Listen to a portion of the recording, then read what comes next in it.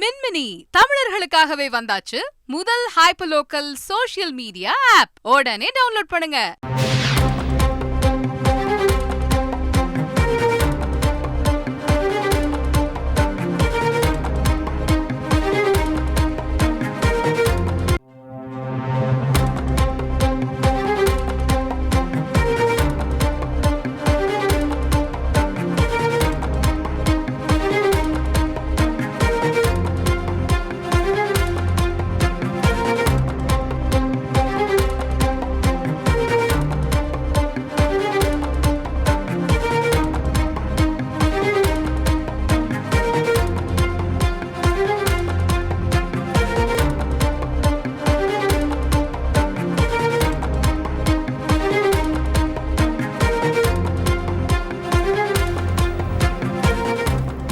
வீட்டு வேலைக்கு வந்த சிறுமியை பல்லாவரம் திமுக எம்எல்ஏவின் மகன் மருமகள் கொடுமைப்படுத்திய விவகாரம் தொடர்பாக அதிமுக சார்பில் பிப்ரவரி 1ஆம் தேதி அனைத்து மாவட்ட தலைநகரங்களிலும் கண்டன ஆர்ப்பாட்டம் நடைபெறும் என்று அதிமுக பொதுச் செயலாளர் எடப்பாடி பழனிசாமி அறிவிப்பினை வெளியிட்டுள்ளார். இது பற்றிய விவரங்களை எமது செய்தியாளர் பிரகாஷ் விவரிக்க கேட்போம். Over to you Prakash.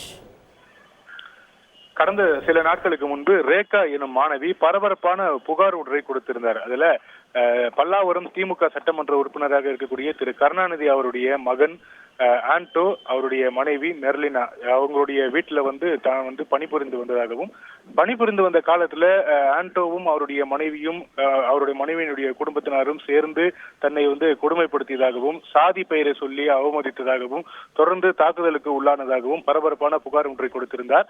இது தொடர்பாக வீடியோ வாயிலாக அவர் பேசிய காட்சிகளும் வெளியாகின. அனைவரையும் அதிர்ச்சிக்குள்ளாகக்கூடிய வகையில் அந்த வீடியோ இருந்தது.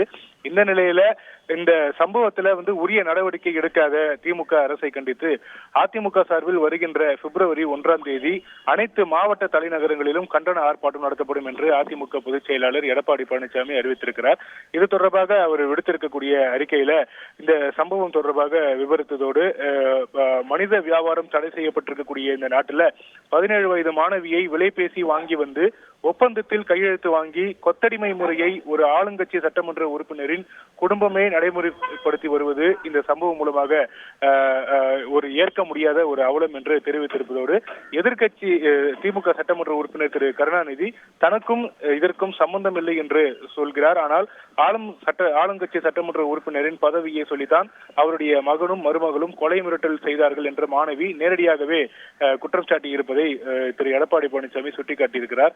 மேலும் திமுக சட்டமன்ற உறுப்பினர் கருணாநிதி தனக்கும் இந்த சம்பவத்துக்கும் தொடர்பில்லை என்று சொல்வதும், காவல்துறை இந்த சம்பவத்தில் தொடர்புடையவர்களை கைது செய்யாமல் காலம் கடத்துவதும், திமுக அதிகார வர்க்கம் வழக்கம் போல குற்றவாளிகளை காப்பாற்ற தனது அதிகாரத்தை பயன்படுத்துவது வெட்ட வெளிச்சமாகிறது என்று தன்னுடைய அறிக்கையில திரு எடப்பாடி பழனிசாமி தெரிவித்திருக்கிறார். எனவே இந்த வழக்கில் சம்பந்தப்பட்டவர்கள் மீது உரிய நடவடிக்கை எடுக்க வேண்டும் என்று வலியுறுத்தி வருகின்ற பிப்ரவரி 1ஆம் தேதி அனைத்து மாவட்ட தலைநகரங்களிலும் அதிமுக சார்பில் கண்டன ஆர்ப்பாட்டம் நடத்தப்படும் என்று எடப்பாடி பழனிசாமி அறிவித்திருக்கிறார். இந்த கண்டன ஆர்ப்பாட்டத்தில் அனைத்து கட்சியில் இருக்கக்கூடிய அனைத்து அணிகளுடைய உறுப்பினர்கள், சட்டமன்ற நாடாளுமன்ற உறுப்பினர்கள் அனைவரும் பங்கேற்க வேண்டும் என்று வேண்டுகோள் விடுத்திருக்கிறார்.